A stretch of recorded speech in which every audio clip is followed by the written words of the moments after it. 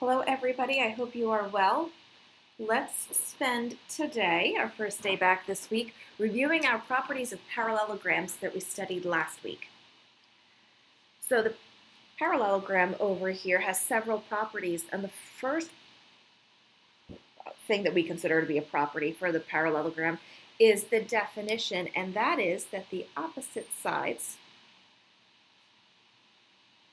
are parallel. And it says it right there in the name, right? So I'm actually going to mark these guys parallel.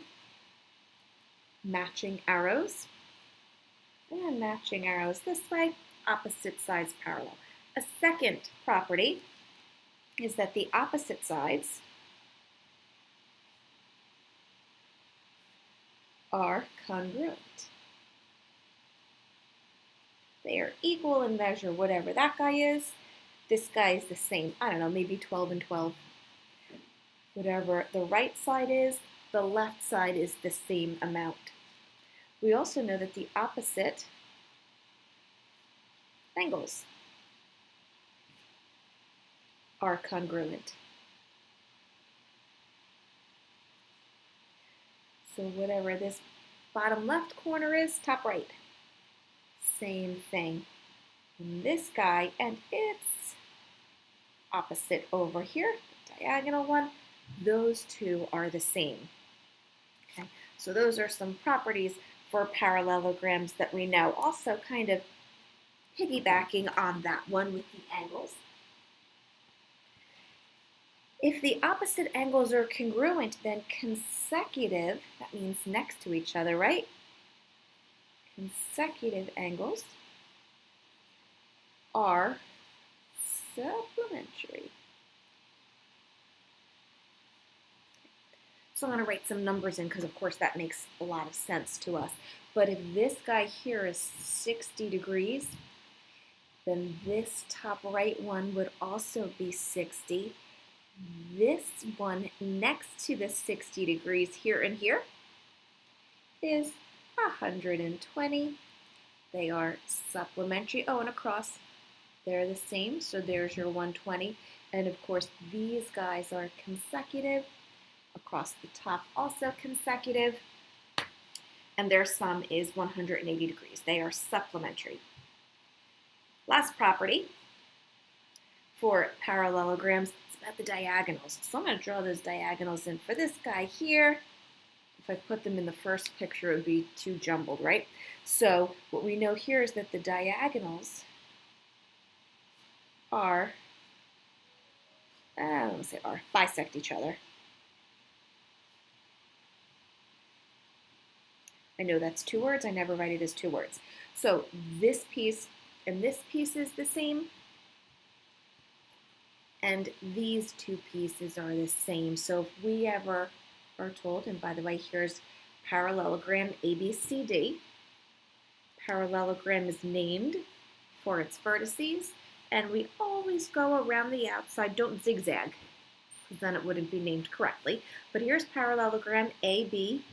CD, and if you know that AC is equal to, let's keep the numbers easy, 20, well, the diagonals intersect at point E, then we do know that AE is 10, and EC is also equal to 10.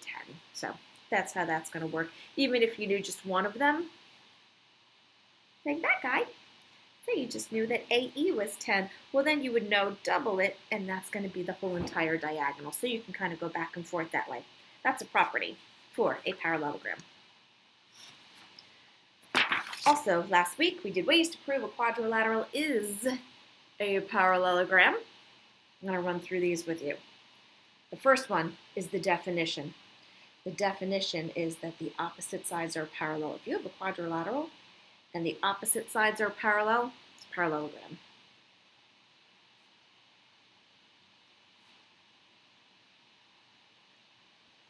Both pairs of opposite sides. Maybe you have a quadrilateral and you know that the opposite sides are congruent.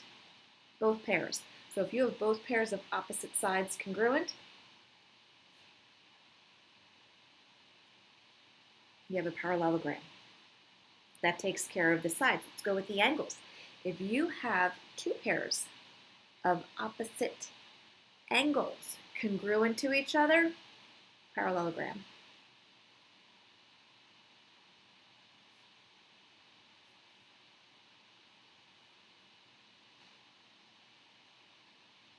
If you have consecutive angles supplementary, so if this guy, and this is how it's written frequently, so take a look at this.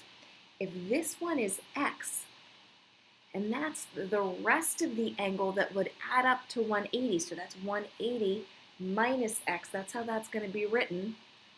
Add these two. So for example, if this one is 20, then that's 160, so it's 180 minus 20, right? It's the rest of the 180. That's how it would be written. Remember, the opposite angles are always congruent here, so that would be 180 minus x. So if you have this situation where these guys, consecutive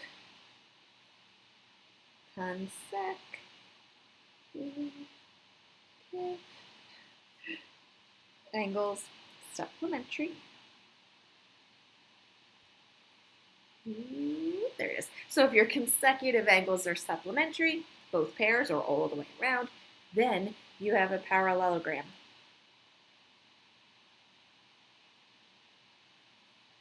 So all of these are the properties that you saw a moment ago.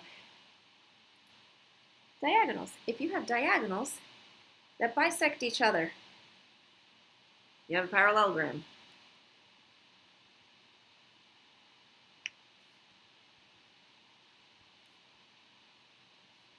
There we go. Do it right there. Then we have a parallelogram. This is the one that is not necessarily a property. All of these definitions and properties, there we're going to use them. But the one that is different is that we have one pair of sides that is both parallel and congruent.